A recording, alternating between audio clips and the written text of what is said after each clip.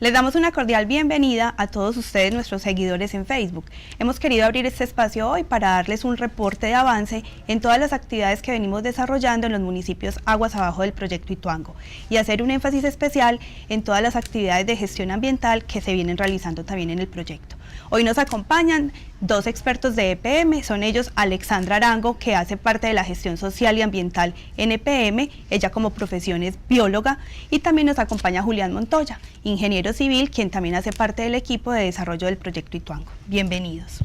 Cordial saludo para todos, muchas gracias por esta invitación que nos hacen para dar los avances que se tienen luego del cierre de la compuerta que se cerró el martes pasado. Una vez pues se cancela el flujo de agua que se tenía por la casa de máquinas del proyecto. Como es del conocimiento de todos ustedes, esta semana tuvimos una actividad pues muy relevante para el proyecto, para ir en procura pues de tener el control total del proyecto Ituango, y fue el cierre de la última compuerta. Queremos entonces, Julián, que desde tu experticia también nos cuentes por qué era necesario tomar esa decisión del cierre de la última compuerta. Muy bien, Isabel, entonces para explicar esa decisión que se toma empresarialmente, es importante recordar que todos estos análisis que se vienen desarrollando a la luz de la contingencia del proyecto están encaminados bajo tres criterios. El primero, salvaguardar las vidas humanas; el segundo en su orden es mitigar los impactos ambientales; y el tercero, mantener la viabilidad del proyecto como tal. Bajo estos criterios, una vez se realizó el cierre de la primera compuerta el 16 de enero pasado, se evidenció que los dos pozos de compuertas, el 1 y el 2, presentaban una interconexión interna, una condición que solo se identificó una vez se realizó el cierre como tal.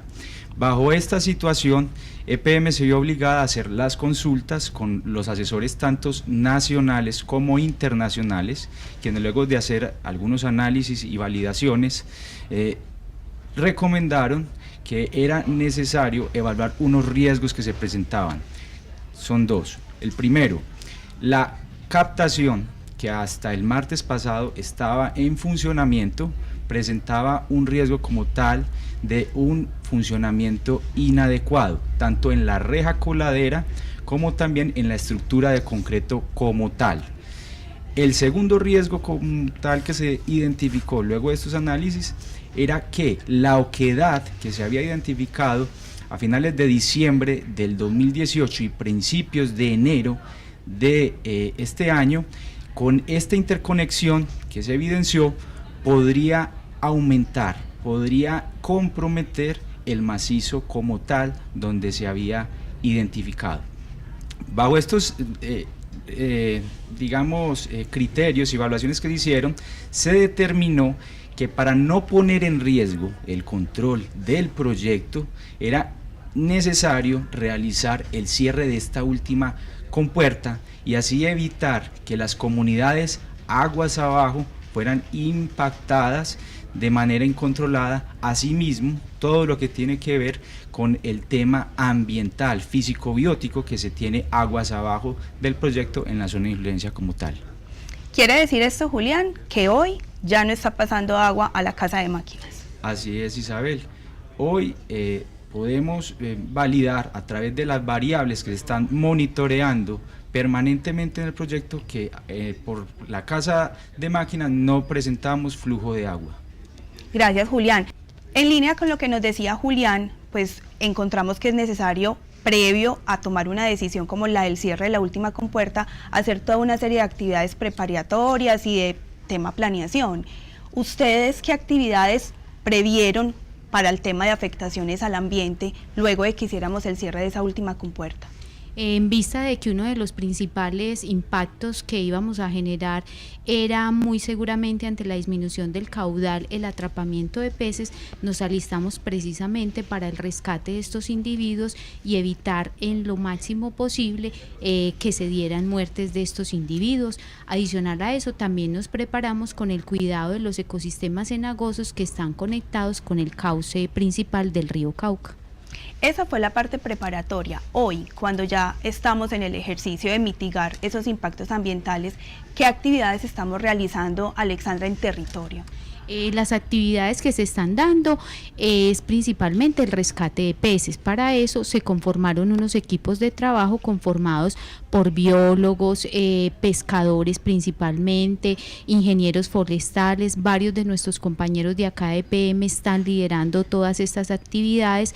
Adicional a eso, contamos con el acompañamiento de diversas entidades que hacen parte de las unidades de gestión del riesgo para el país en general. Y la actividad consiste principalmente en el rescate de peces, para lo cual los pescadores y demás personas disponen de recipientes, aireadores, para lograr salvar el mayor número de peces posibles. Adicional a eso, también instalamos unos tanques de mayor tamaño. En el caso de que se presentaran unos atrapamientos mayores, los deberíamos utilizar. En este momento estos no han sido utilizados.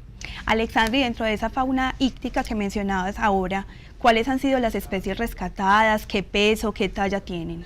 Bueno, debemos tener en cuenta que dentro de los individuos rescatados están compuestos principalmente, por ejemplo, por algunas sardinitas que son del género Astianas, algunos loricáridos, ¿cierto?, que es lo que conocemos como cuchas en el río. También tenemos mayupas. De las especies que hacen parte de la economía pesquera, hemos tenido un menor aporte, y ahí hemos colectado principalmente bocachicos, los cuales han sido devueltos al río, y algunos bagres, pero bagres de menor tamaño. En general, ¿qué es lo que hemos venido encontrando? Que esas especies que hemos rescatado del río Cauca son especies de mediano y pequeño porte, y la mayoría con unas biomasas, unos pesos realmente bajos. En el momento vemos todos esos individuos que tenemos pesan aproximadamente, aquellos que no hemos podido rescatar vivos, son más o menos 750 kilos, lo cual no alcanza a tener ni siquiera una tonelada para el río Cauca. Alexandra, si nos vamos al tema de cifras, hoy, ¿cuál es ese balance que tenemos de especies rescatadas que hagan parte de esa fauna íctica? En este momento se han rescatado vivos aproximadamente 263.000 individuos, y también tenemos unas cifras de muerte de aproximadamente 57.000 individuos. ¿Qué pasa con los peces que encontramos muertos? Es decir, ¿qué disposición hacemos de estas especies? Esos individuos que encontramos muertos, ellos se disponen, ¿cierto?, de acuerdo pues como con los protocolos que se utilizan para este tipo de material biológico.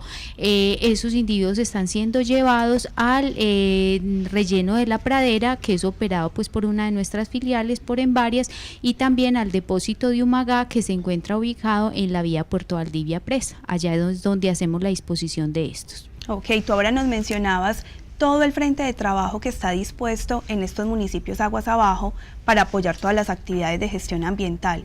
Ustedes, dentro de esa previsión y planeación, ya tienen más o menos estimado hasta cuándo estarían todas estas personas allá en territorio apoyando estas actividades. Pues se espera que las actividades de rescate disminuyan ostensiblemente a partir del lunes, que como hemos escuchado en diversos medios, en ese momento tendremos un caudal favorable para que ya no se presenten más atrapamientos. Sin embargo, los equipos de trabajo tienen unos contratos mucho más amplios para cualquier eventualidad que pudiera presentarse. Julián, y hablando precisamente de esa normalización del caudal del río Cauca, como lo mencionaba Alexandra, ¿cuál es esa fecha que tenemos estimada para que se vaya dando esa normalización con base en todos los indicadores y monitoreos que ustedes vienen manejando? Muy bien, Isabel. Bueno, a partir del cierre que se realizó el martes 5 de febrero pasado, se tiene estimado que hoy viernes 8 de febrero tengamos, digamos, los primeros vertimientos de agua luego de las 6 de la tarde. Y se estima por proyecciones que estamos manejando que entre el domingo y lunes de la próxima semana se normalice el caudal ecológico como tal que se maneja por parte del proyecto. Julián, hemos recibido una alerta a nivel de país, inclusive de todo este tema de fenómeno del Niño, que implica pues una temporada de sequía durante unos meses. Esa temporada de sequía, ¿cómo nos afecta para lograr toda la normalización del caudal del río Cauca? Correcto, Isabel.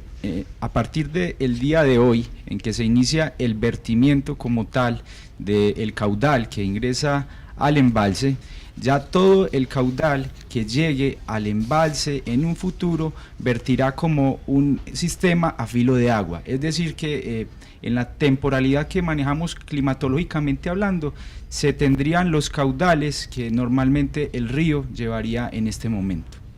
Esa normalización pues va a ser un proceso paulatino, según te entiendo. Creo que sería muy importante que le diéramos también en este momento recomendaciones generales a todas las poblaciones que habitan en esos municipios aguas abajo, pues porque de todas maneras ellos tienen una relación muy cercana con el río y lo ideal es que no se nos excedan en confianza y que de todas maneras sean muy precavidos pues para tener en cuenta cómo va a ir aumentando el caudal. ¿Qué recomendaciones les podemos dar a ellos? Bueno, muy bien, desde que se realizó también todos los preparativos y el cierre de esta última compuerta como tal, se ha relacionado EPM con todas las entidades estatales y nacionales para salvaguardar y manejar todo el tema ambiental aguas abajo del proyecto. Por eso es importante que en los próximos días todas las comunidades continúen informándose en los medios, en los comunicados oficiales de EPM sobre los diferentes eventos que vamos a estar presentando dentro de la normalización como tal que se está dando en el caudal del río Cauca. Gracias, Julián. Nosotros hemos venido escuchando a Alexandra pues en distintos medios que la gente cuestiona y se hace pues como la pregunta de, bueno, se va normalizando el caudal, pero ¿qué va a pasar? Es decir, ¿hemos pensado de alguna manera en hacer un repoblamiento de esta fauna íctica apenas nos pase este episodio o qué estamos pensando al respecto? Bueno, en relación con las medidas, ¿cierto?, que atenderían los impactos generados por estos eventos que hemos tenido en el río Cauca, se han pensado en diferentes estrategias. En el momento lo que se requiere es que posterior a que pase esta disminución del caudal y que alcancemos los caudales, podamos identificar realmente cuáles son los impactos que se generaron. A partir de eso y a través de unas mesas de trabajo que hacemos con las diferentes autoridades ambientales, se identificará cuáles son las medidas ideales para tanto para el ecosistema, cierto, como tal, como para las comunidades que están asentadas en el proyecto. Hay una pues como de las preguntas que siempre nos hacen y es con respecto a los repoblamientos. Debemos tener en cuenta que estamos preparados como EPM para los repoblamientos y que incluso es un requerimiento de la autoridad ambiental. Sin embargo, debemos tener en cuenta que la realización de repoblamientos depende de una serie de estudios que deben hacerse tanto en el ecosistema como en las poblaciones que serían objeto de repoblamiento para identificar si realmente es una medida adecuada para el río Cauca.